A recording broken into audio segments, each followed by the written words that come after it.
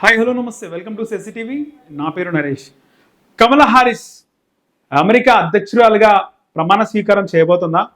అదేంటి, మొన్న కదా ట్రంప్ గెలిచింది, కమలా హారిస్ ఓడిపోయింది కదా ట్రంప్ పైన, కమలా హారిస్ ఏ విధంగా గెలుస్తుంది అని మీకు డౌట్ రావచ్చు.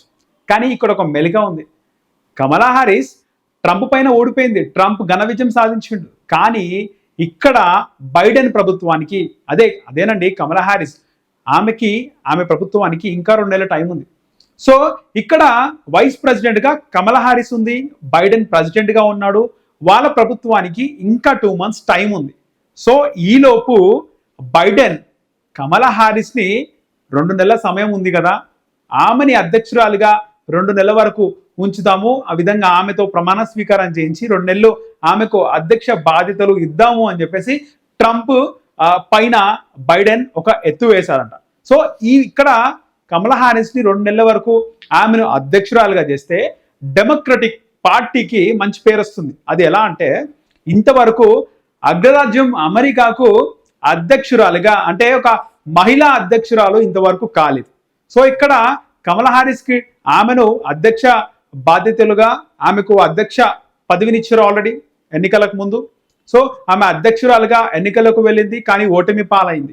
సో ఇక్కడ కమలా హారిస్ని ఇప్పుడు అధ్యక్షురాలను చేస్తే ఒక మహిళను అగ్రరాజ్యం అమెరికాకు అధ్యక్షురాలుగా చేసిన ఘనత డెమోక్రటిక్ పార్టీకి దక్కుతుంది, డెమోక్రటిక్లకు దక్కుతుంది. అలాగే బైడెన్కు కూడా ఆ క్రెడిట్ దక్కుతుంది.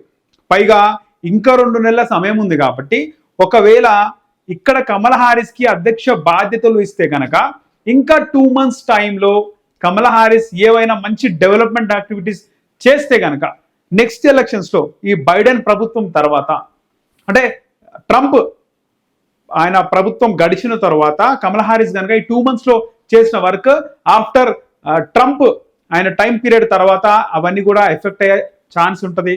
మళ్ళీ కమలా హారిస్ ఒక అధ్యక్షురాలిగా ఆమె బరిలోకి దిగితే ఖచ్చితంగా ఆమెకు పాజిటివ్ బజ్ ఉంటుంది.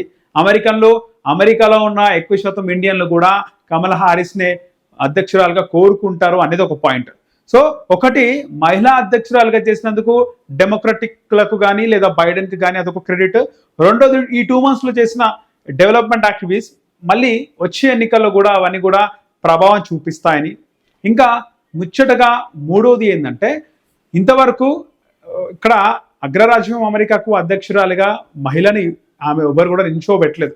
సో ఇప్పుడు కనుక నించోబెడితే ఆమె అధ్యక్షురాలుగా ఈ 2 months ఉంటే నెక్స్ట్ 2 months తర్వాత ట్రంప్ ప్రమాణ స్వీకారం ఏదైతే ఉంటుందో ఆ ట్రంప్ ప్రమాణ స్వీకారోత్సవం అప్పుడు ఆనవాయితీగా వస్తుంది ఏంటంటే, అక్కడ ట్రంప్ అధ్యక్ష బాధ్యతలు తీసుకుంటే ఇక్కడ బాధ్యతలు ఇవ్వాల్సింది అపోజిషన్ పార్టీలోని వైస్ ప్రెసిడెంట్ అనమాట. ఇక్కడ కమలా హారిస్ ఒకటి ఓడిపోయింది, రెండోది ఆమె వైస్ ప్రెసిడెంట్గా ఉంది. అక్కడ ట్రంప్కి ప్రమాణ స్వీకారం అప్పుడు ఈమెనే బాధ్యత ఇవ్వాలంటే కొద్దిగా బాధ అనిపిస్తుంది. ఎందుకంటే ఆమె అధ్యక్షురాలుగా నించోని ఓడిపోయిన వ్యక్తి మళ్ళీ ఆమెని అధ్యక్షురాలుగా కావాలనుకొని కలలుగన్న వ్యక్తి వేరే వాళ్ళకు బాధ్యతలు ఇవ్వాలంటే చాలా బాధ అనిపిస్తుంది. సో అది కూడా కమలా హారిస్కి తప్పుతుంది ఒకవేళ ఆమె అధ్యక్షురాలుగా నియమించబడితే.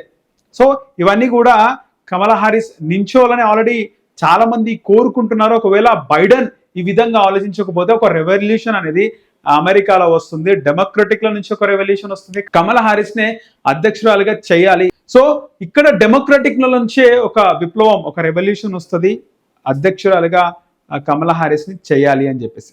సో చూడాలి ఏం జరుగుతుందో. ఇది చాలా డిఫరెంట్గా ఉంది, ఒక డిఫరెంట్ ఎక్స్పీరియన్స్ లాగా ఉంది. ఎందుకంటే మన దగ్గర అట్లా ఉండదు. అంటే అక్కడ కమలా హారిస్ 2 నెలలు ప్రెసిడెంట్గా ఉంటుందా, 1 నెల ఉంటుందా, 1 వారం ఉంటుందా, 1 రోజు ఉంటుందా? ఒక్కరోజున్న ప్రెసిడెంటే. చరిత్రలో బైడెన్ తర్వాత ఒకవేళ కమలా హారిస్ 24 గంటలు ప్రెసిడెంట్ ఉన్నా కూడా ఆమె కూడా ఒక మాజీ ప్రెసిడెంట్గా చరిత్రలో ఉండిపోతుంది. ఆ తర్వాత ట్రంప్ ఎలాగో అవుతారు. సో ఒక్కరోజైనా 2 నెలలైనా ఒకసారి అధ్యక్ష బాధ్యతలు చేపడితే ఖచ్చితంగా అధ్యక్షురాలే అనే పిలుస్తారు.